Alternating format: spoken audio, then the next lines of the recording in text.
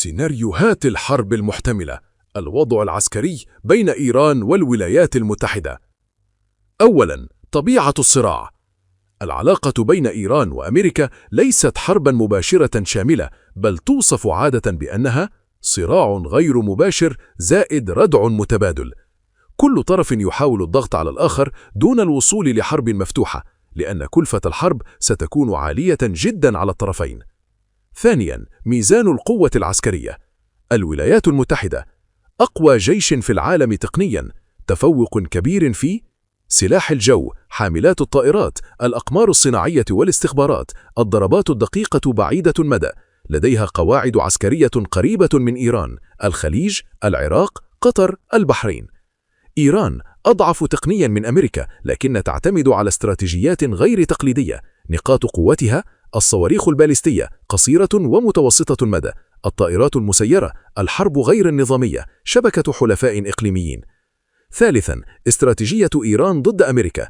إيران لا تواجه أمريكا مباشرة، بل تعتمد على الردع الصاروخي، تهديد القواعد الأمريكية في الخليج، القدرة على ضرب أهداف إقليمية إذا هجمت، إغلاق أو تهديد مضيق هرمز. المضيق يمر عبره جزء كبير من نفط العالم، أي تهديد له يؤثر على الاقتصاد العالمي. حلفاء ووكلاء: محور المقاومة مثل حزب الله في لبنان، فصائل مسلحة في العراق، الحوثيون في اليمن. هؤلاء يشكلون ضغطاً غير مباشر على المصالح الأمريكية. رابعاً، استراتيجية أمريكا ضد إيران.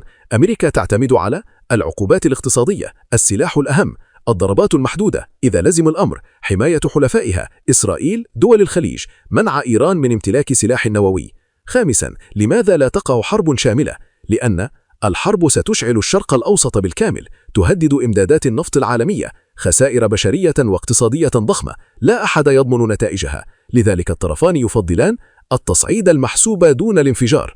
الخلاصة: أمريكا أقوى عسكرياً تقنياً، إيران أضعف تقنياً لكنها خطرة استراتيجياً. الصراع قائم على الردع، الضغط، والحروب غير المباشرة. الحرب الشاملة مستبعدة، لكن التوتر دائم. أبرز السيناريوهات المحتملة: ضربات أمريكية محدودة، الهدف مواقع نووية أو عسكرية إيرانية محددة. الأدوات: ضربات جوية وصاروخية دقيقة أو هجمات سبرانية لتعطيل البنية التحتية.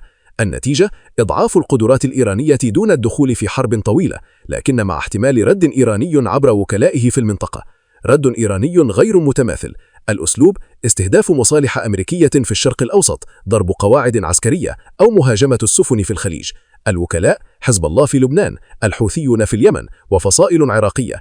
النتيجة: رفع كلفة المواجهة على واشنطن وإحداث اضطراب في أسواق النفط العالمية. حرب إقليمية واسعة. الاحتمال: إذا توسعت الضربات الأمريكية لتشمل البنية التحتية الإيرانية بشكل شامل. النتيجة: إيران قد ترد بإغلاق مضيق هرمز، ما يؤدي إلى أزمة طاقة عالمية. التداعيات: تدخل دول الخليج وإسرائيل بشكل مباشر، مما يحول الصراع إلى حرب إقليمية. تصاعد دبلوماسي مع تهديد عسكري. السيناريو: استمرار الضغوط الأمريكية عبر العقوبات والتهديد بضربة كبرى. المطالب الأمريكية: وقف تخصيب اليورانيوم، تقييد الصواريخ البالستية، ووقف دعم الجماعات المسلحة. النتيجة: بقاء الباب مفتوحا أمام وساطات دولية، تركيا، دول الخليج، لتفادي الحرب. المخاطر والتداعيات: اقتصادية: أي مواجهة ستؤدي إلى ارتفاع أسعار النفط عالمياً. أمنية: تهديد الملاحة في الخليج العربي ومضيق هرمز. سياسية: احتمال انهيار المفاوضات النووية بشكل كامل وزيادة عزلة إيران. إنسانية: تصاعد الأزمات الإنسانية في المنطقة نتيجة توسع رقعة الحرب. خلاصة: السيناريو الأكثر ترجيحاً هو ضربات محدودة مع رد غير متماثل من إيران، حيث تسعى واشنطن لتقويض قدرات طهران دون الانجرار إلى حرب شاملة، بينما تعتمد إيران على وكلائها وأدواتها غير التقليدية لرفع كلفة المواجهة. لكن أي خطأ في الحسابات قد يحول الأزمة إلى حرب إقليمية واسعة النطاق.